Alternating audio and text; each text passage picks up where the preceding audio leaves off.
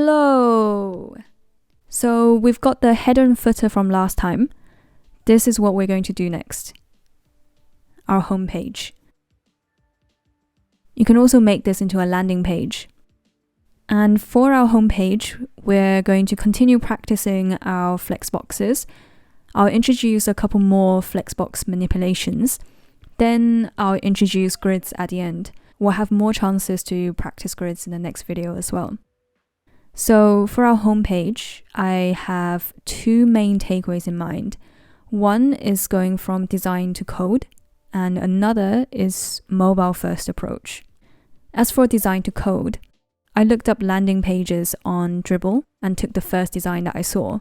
We're not going to do it exactly the same because I want our page to actually be relevant to what we're doing, but it's loosely based on this design.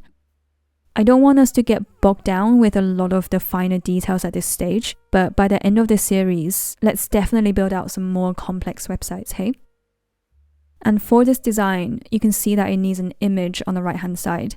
So I went to Pexels and found a patterned image that fits with our color scheme so far. I copied the credits and downloaded the image.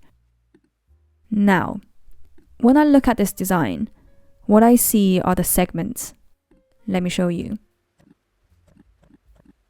That's what I see.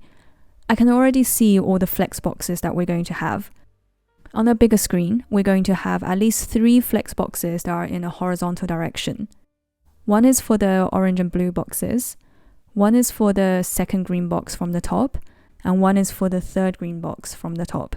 In our finished version, it's going to look a little bit differently, but these flex boxes are the same.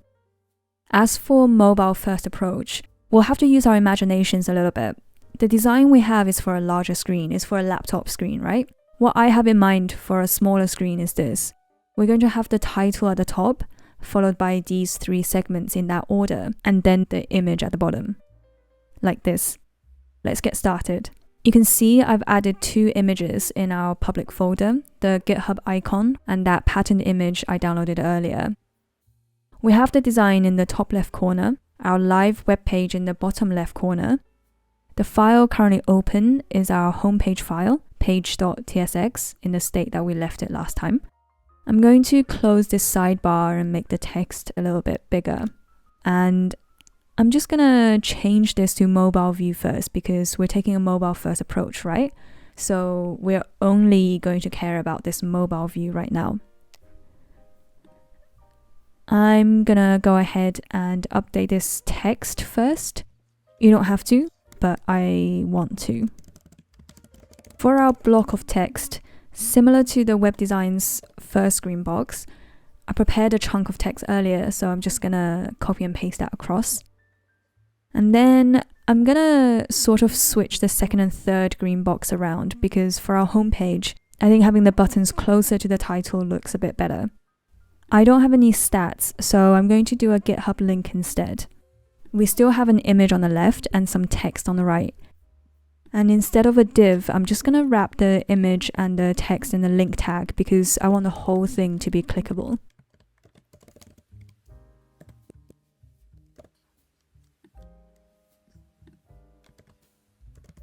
Without any CSS, you can see that it just sits on top of each other. So why don't we add in our first flexbox now and get it lined up horizontally. At this stage, we just want it to align centrally with a gap of 2 so they can breathe. And then we're going to have a couple of buttons. The web design layout have 3. I can only think of 2 buttons that we can have, like actual functional buttons that does something. So I'm just gonna put in 2 for now. Each button is going to take us to another part of this page. So I'm gonna do them as links instead and dress them up as buttons. You'll see why I'm phrasing it this way. And since they're going to be sitting side by side, these 2 links need to sit within a div that's going to be a flexbox.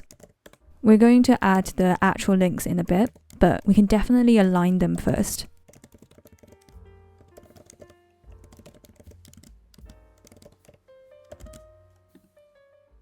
How to make them look like buttons is actually really simple.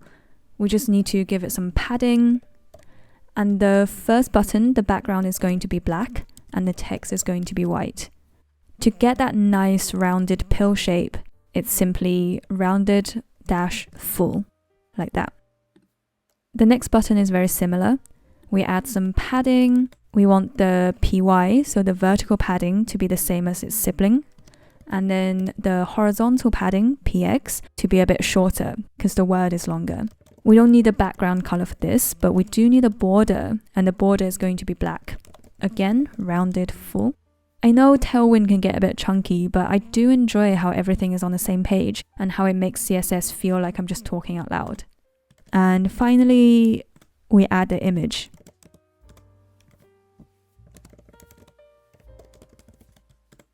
I'm going to paste the alt text at the end, and for the width and the height, I just took the actual width and height from the original image and halved it. You don't have to halve it. I did it because sometimes with some types of images, I just feel like doing a bit of simple maths. It's very random, I know. There is no particular reason, but that's how I did it. And there's the alt text copied from Pexels before. Let's smooth out those sharp corners so it doesn't hurt anyone. Now, on a small screen, I don't actually want the horizontal padding to be 24. I'm happy with just a 6. You can see how that changes the text we have on the screen. Now let's add some padding. A piece of advice here. Always start with more padding than you think you need. Otherwise, a web page can look very cramped and claustrophobic. So start with more and work on reducing it as opposed to increasing it. I'm adding a padding of 10 here around the title. And with this bit of text, I'm going to add a top padding of 6. Have it in a lighter shade of grey, in all uppercase. Once it's in uppercase, the text looks too big. So text small and font semi-bold. I want to highlight the odd words within this chunk of text to make it look a bit more interesting. And I can do this using the span tag around the words TypeScript, app router, and template. If I highlight the beginning part of the span tag and press Command and the letter D at the same time, on Windows it should be Control and the letter D. It highlights all those that match, and I can just do 3 in one go, like this. And this link to my GitHub page, let's add a top padding of 6. Because it's an external link, I want it to open up in the new tab, so we set it as target_blank. Now, these two links, let's say top and bottom padding of 16. We can leave the image as it is, I think. It looks pretty good. Now, this block of text here,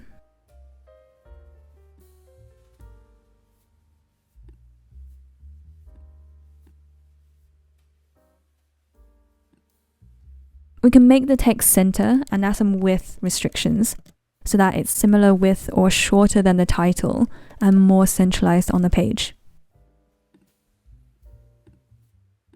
Alright, that looks good to me.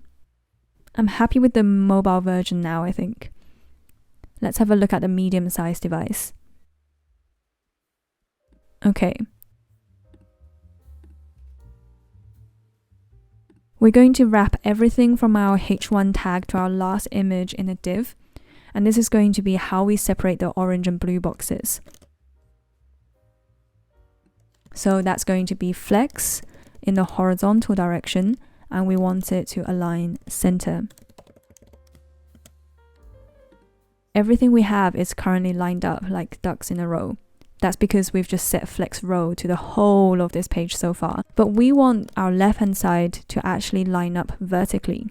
So we need to wrap the relevant segments in another div. Like that. The image is huge. So let's say from medium-sized devices onwards, maximum width is going to be small. That's better.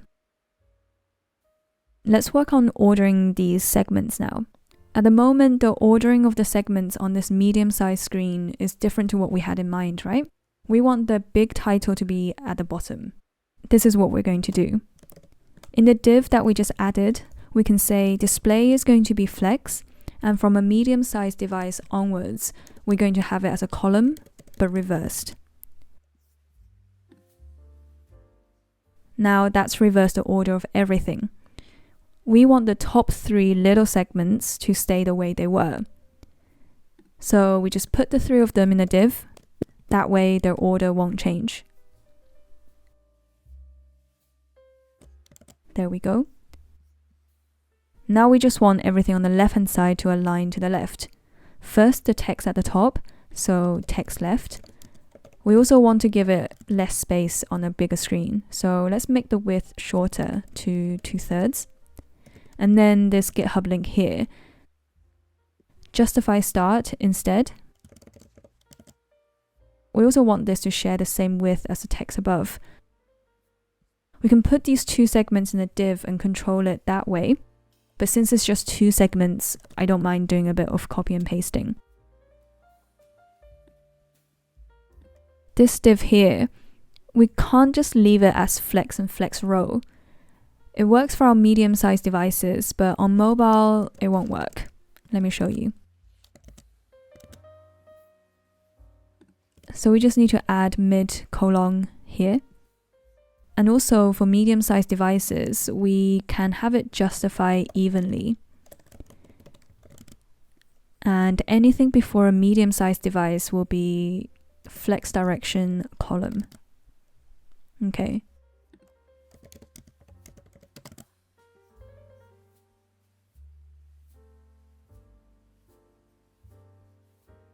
I also made a little error here with the GitHub link.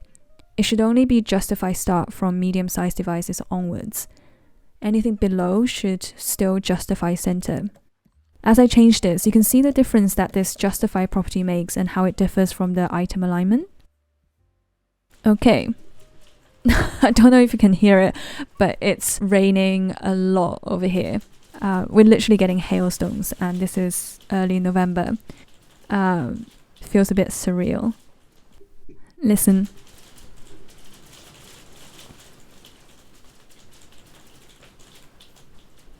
Anyway, let's have another look. Let's set the left-hand column as width half for large screens and onwards.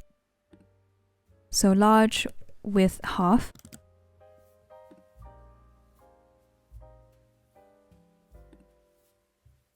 And in this first div, I'm just going to add max width 8XL width full and MX auto to make sure it doesn't stretch out forever on wide or ultra wide screens. Then this chunk of text. Large screen onwards, let's say half the width.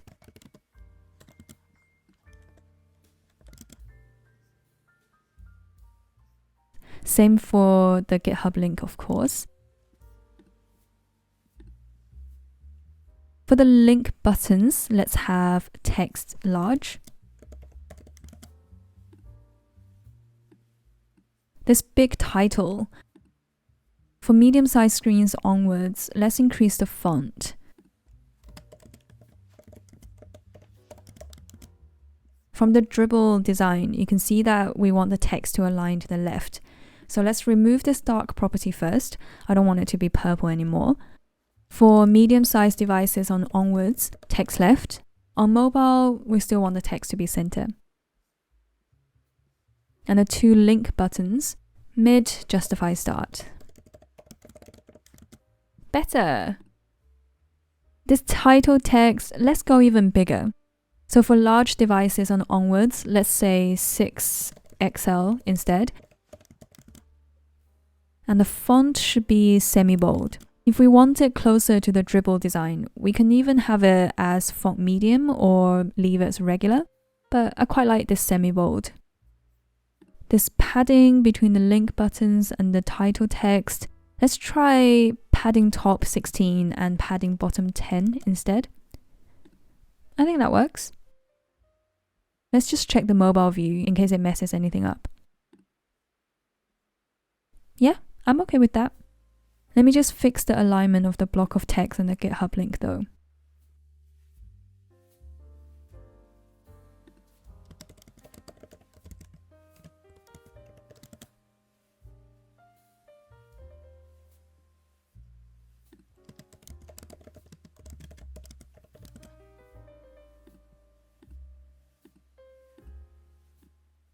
Maybe a little gap for the larger screens here.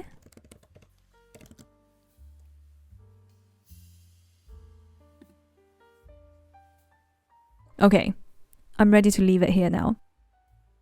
Next, let's add the pages and components sections that those link buttons are referring to. This is how I'm gonna do it.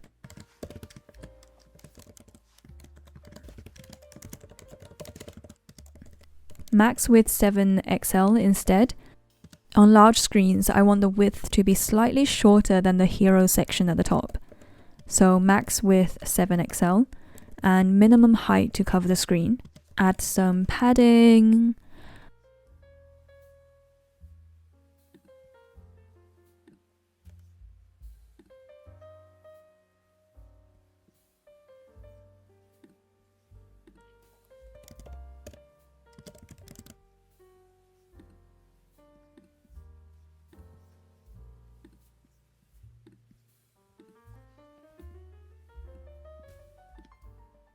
I'll fast forward the CSS for the H2 titles.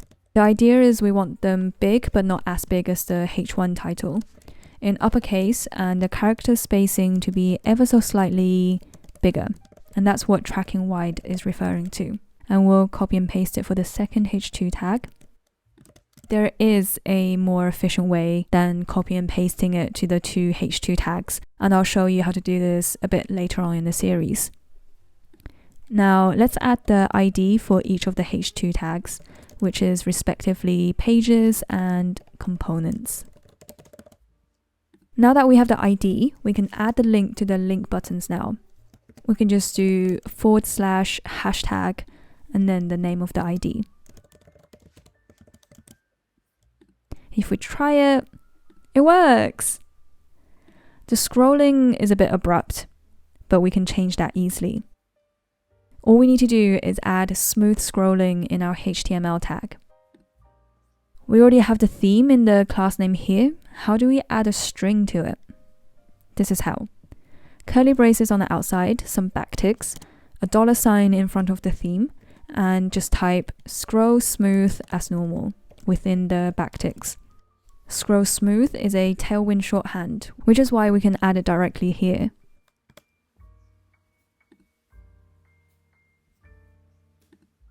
Okay, now for the components. We're going to have some link buttons that will take us to the relevant GitHub commits. Instead of doing it manually, I'm going to have some data at the top here and map it.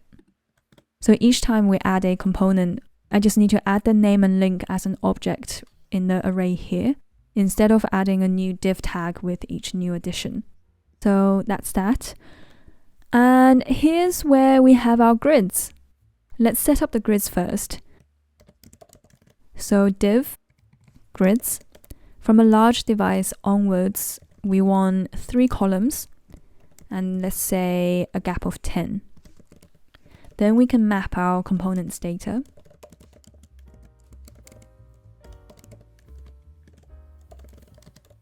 To present the data, each one can be a link because I want the whole button looking thing to be clickable. So a link button, that's how I'm referring to it now. It's a link that looks like a button. I'm going to call it link button. We need to have a key, which will be the index number. It'll display the name, so habit, data.name. And the link is, of course, data.link. I'm going to have the GitHub icon here to show that I'll open up to an external GitHub link. And I'm going to symbolize the external link with a diagonal arrow like this.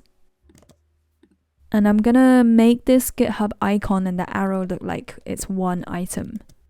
So we're going to wrap it up in a div and say flex direction horizontal. Align these items to the bottom, so items end, and justify center. That's how they look right now. And in terms of the alignment of the name and this GitHub icon set, I'm going to have a similar alignment so the GitHub icon set sits towards the top.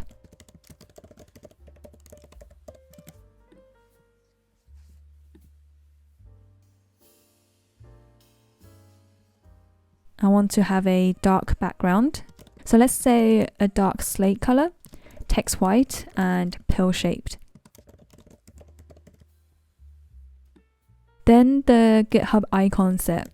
We need to set its background to white, fully rounded so it looks like a circle, padding of 2 all around, and text black. We need some padding of the pill-shaped link button, so let's say padding top 4, bottom 6. Data name, let's set the text as large.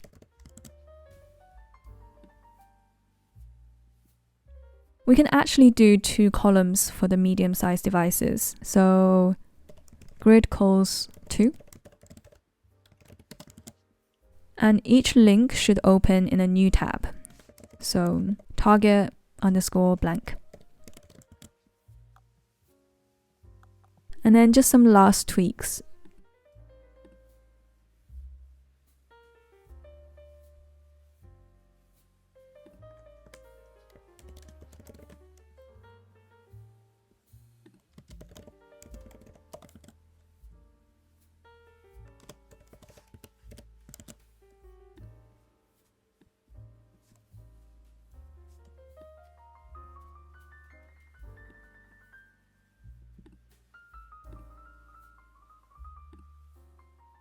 It's recommending that this image should be prioritized. When priority is set to true, the image will preload. It's recommended that we should use the priority property on any image detected as the largest contentful paint element. The largest contentful paint, or LCP, measures the time it takes to get the largest element on the page visible within the viewport. So essentially by setting it to priority, it will improve the overall performance of the page. So yes, we do want to set it as priority. And finally, I want to use that super light beige color that the Dribble web design image used. As per instructions of Next themes, we can do it like this. The dark theme background and text color doesn't seem to work for some reason. We'll just have to go into our main tag here and add the dark attributes.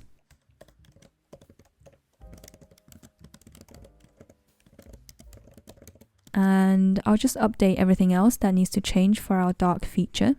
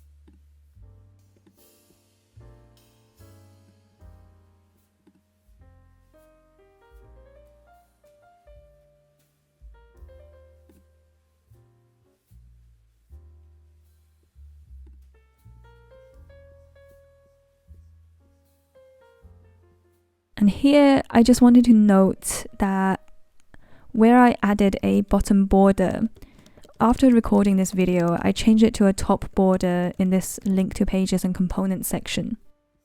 Just a personal preference. Otherwise, that's it. We'll add to the homepage as we work on more template pages and components, but that's it. That's our homepage done. Next time, we'll do a newsletter subscription page that looks very similar to this UI design here. Alright? See you next time!